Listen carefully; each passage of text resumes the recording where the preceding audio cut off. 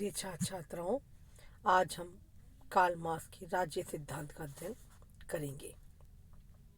Marks ने स्वयं राज्य के सिद्धांत पर अलग से स्पष्ट रूप से नहीं लिखा है, लेकिन मिलीबींत के शब्दों में मार्क्स ने स्वयं कभी राज्य का क्रमबद्ध एवं व्यापक सिद्धांत देने का प्रयास नहीं किया।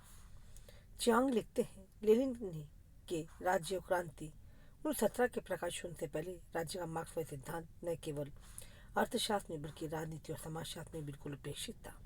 यह सच है कि मार्क्सवादी सिद्धांत सामाजिक शास्त्र में साधन तो उपेक्षित ही रहा है, किंतु आर्थिक विषयों में मार्क्स की रचनाओं में राज्य का विवरण छिटका हुआ है। राज्य पर इनके विचार उनकी कुछ अन्य रचनाओं में भी मिलते हैं। राज्य की उत्पत्ति का कारण वर्ग विभेद। राज्य की उत्पत्ति के संबंध में मार्क्स की विचारधारा सामान्य मत की स्वरता विपरीत है।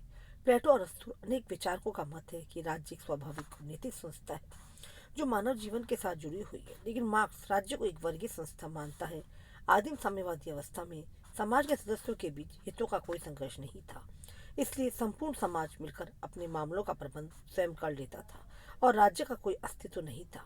लेकिन दास युग में स्थिति बदल गई। युग में स्वामियों के हाथ में भूमि, संपत्ति, उत्पादन के समस्त साधन थे और ये दासों का शोषण करते थे। स्वामी वर्ग के सदस्यों की संख्या बहुत कम थी और बहुसंख्यक समाज के विरुद्ध अपनी स्थिति बनाए रखने के लिए शक्ति का आश्रय लेना पड़ा। इनके द्वारा सेना, पुलिस, न्यायालय और कारागार आदि की व्यवस्था की गई। इन संस्थाओं पर उन लोगों का अधिकार था जो शासक वर्ग के समर्थक थे। यहीं से राज्य संस्था का जन्म हुआ। एंगल्स लिखते हैं, राज्य शासन के रूप में सबसे शक्तिशाली उच्च आर्थिक वर्ग का राज्य है, जो राज्य के माध्यम से राजनीतिक रूप से भी उच्च वर्ग बन जाता है और इस प्रकार ये शोषित वर्ग के शोषण का नया हथियार है। पुराने समय का राज्य गुलामों पर शासन करने के लिए गुलामों के मालिकों का राज्य था। सामंतवादी राज्य किसान तथा भूमिहीनों पर शासन करने के लिए कुलीन लोगों का राज्य था तथा आधुनिक प्रतिनिधित्वक राज्य मजदूरों पर शासन करने के लिए पूंजीपतियों का शासन है। एंगल्स राज्य की उत्पत्ति वर्गों की उत्पत्ति के साथ ही मानते हैं। मार्क्स लिखते हैं, राज्य संपत्तिशाली वर्ग का संगठन है जो संपत्तिहीन वर्ग से इसकी सुरक्षा करता है। तो क्या कहते हैं मार्क्स, राज्य आदिकाल से अस्तित्व में नहीं था। ऐसे समाज भी रहे हैं जो इसके बिना थे, उनमें राज्य तथा राज्य सत्ता का कोई धारणा नहीं थी। आर्थिक विकास की निश्चित दशा में जो समाज के वर्ग विभाजन द्वारा उत्पन्न झगड़ों के कारण पैदा हुई, राज्य की उत्पत्ति हुई जो इस झगड़े की आवश्यकता थी। राज्य वर्ग शोषण का यंत्र है। राज्य के उद्देश्य स्वरूप के बारे में मार्क्स का विचार अन्य दार्शनिकों से काफी भिन्न है। अपनी प्रारंभिक रचनाओं में उन्होंने हीगल के राज्य संबंधी विचारों की कटु आलोचना की। हीगल क्या मानते हैं कि राज्य नैतिकता है तथा समाज के स्वार्थ द्वंद खत्म कर देता है। मार्क्स ने इस विचार की कटु आलोचना करते हुए कहा, राज्य व्यक्तिगत हितों से ऊपर रहकर सामान्य हित का प्रतिनिधित्व नहीं करता बल्कि निजी संपत्ति का सेवक है। मार्क्स ने यह भी बताता है कि राजनीतिक मुक्ति मानव की मुक्ति नहीं है। राज्य स्वतंत्र हो सकता है बिना मनुष्य के स्वतंत्र हुए। इस प्रकार उन्होंने अपनी प्रारंभिक रचनाओं में स्पष्ट किया है कि राज्य पूरे समाज का एक पहलू है, समाज के नीचे है तथा राज्य निजी संपत्ति के हितों से जुड़ा हुआ है। मार्क्स ने राज्य के बारे में दूसरी महत्वपूर्ण बात क्या कही है कि राज्य बिगड़े हुए नागरिक समाज को संगठित नहीं करता। ये एक राजनीतिक अंधविश्वास है कि राज्य सामाजिक जीवन को व्यवस्थित करता है, जबकि वास्तविकता यह है कि सामाजिक जीवन राज्य को संगठित रखता है। अतः इस विचार के अनुसार राज्य समाज से बाहर नहीं है बल्कि समाज की ही उपज है। मार्क्स के अनुसार राज्य शासक वर्ग के हितों को सुरक्षित बनाए रखने का तथा अन्य वर्गों के शोषण करने का साधन या उपकरण मात्र है। वर्तमान पूंजीवादी व्यवस्था में राज्य पूंजीपतियों का संगठन है। इसका उद्देश्य मजदूर वर्ग का शोषण करना है। इस उद्देश्य की पूर्ति के लिए यह अपनी संपत्ति हितों की रक्षा की दृष्टि से कानूनों का निर्माण करता है।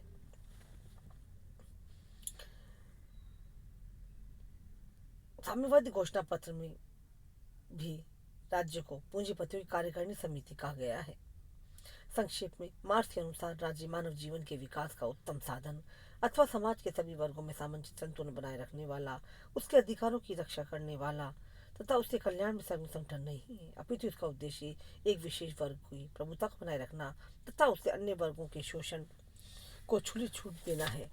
यह वर्ग आर्थिक उत्पादन के साधनों पर स्वामित्व करके सेना, पुलिस और कानून द्वारा अपने वर्ग के आधिपत्य को सुदृढ़ बनाता है। राज्य की ऐसी संस्था जो श्रमिकों के अतिरिक्त मूल्य को छीनने में पूंजीपतियों की सहायक है।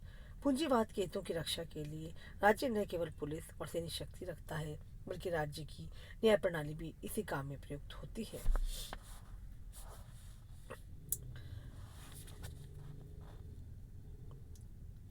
अंतरिम काल में सर्वहारा वर्ग का अधिनायकवाद। मार्क्स के अनुसार पूंजीवाद का अंत अनिवार्य है। क्रांति द्वारा पूंजीवादी वर्ग को नष्ट कर दिया जाएगा और सर्वहारा श्रमजीवी वर्ग का अधिनायकत्व स्थापित हो जाएगा। वर्गहीन समाज की स्थापना में कुछ समय लगेगा और अंतरिम काल में सर्वहारा का शासन होगा। पूंजीवाद के अंत के बाद भी राज्य कुछ समय तक अस्तित्व में रहेगा और इस काल में सर्वहारा का अधिनायकवाद स्थापित होगा। मार्क्स इस सर्वहारा के अधिनायकत्व को ही लोकतंत्र मानता था। सर्वहारा वर्ग को अपने आप को दलित वर्ग के नाते संगठित करना है और शासक वर्ग की स्थिति तक उठाना है। इसके लिए सर्वहारा को राजनीतिक दल के रूप में गठित होकर राजनीतिक नियंत्रण अपने हाथ में लेना चाहिए। मार्क्स कहता है, अब तक की सभी राज्य व्यवस्थाएं अल्पसंख्यकों तथा अल्पसंख्यकों के हित के लिए विद्यमान रही है। सर्वहारा वर्ग का अधिनायकवाद भारी बहुसंख्या की जागृत तथा स्वतंत्र व्यवस्था है और ये भारी बहुसंख्या के हितों के लिए है। राज्य संस्था का विलोप। सर्वहारा के अधिनायकवाद के संक्रमणकालीन अवस्था के बाद मार्क्स एक ऐसी आदर्श व्यवस्था की कल्पना करता है जिसमें राज्य का विलोप हो जाएगा। यह अवस्था वर्गविहीन समाज की होगी जिसमें राज्य की कोई आवश्यकता नहीं होती। कम्युनिस्ट घोषणा पत्र में स्पष्ट कहा है कि विकास क्रम में जब वर्गों के भेद मिट जाएंगे और सारा उत्पादन पूरे राष्ट्र के एक विशाल संघ के हाथ में संकेंद्रित हो जाएगा, तब सार्वजनिक सत्ता अपना राजनीतिक स्वरूप खो देगी। एंगल्स के शब्दों में राज्य का अंत नहीं किया जाता, उसका लोप हो जाता है।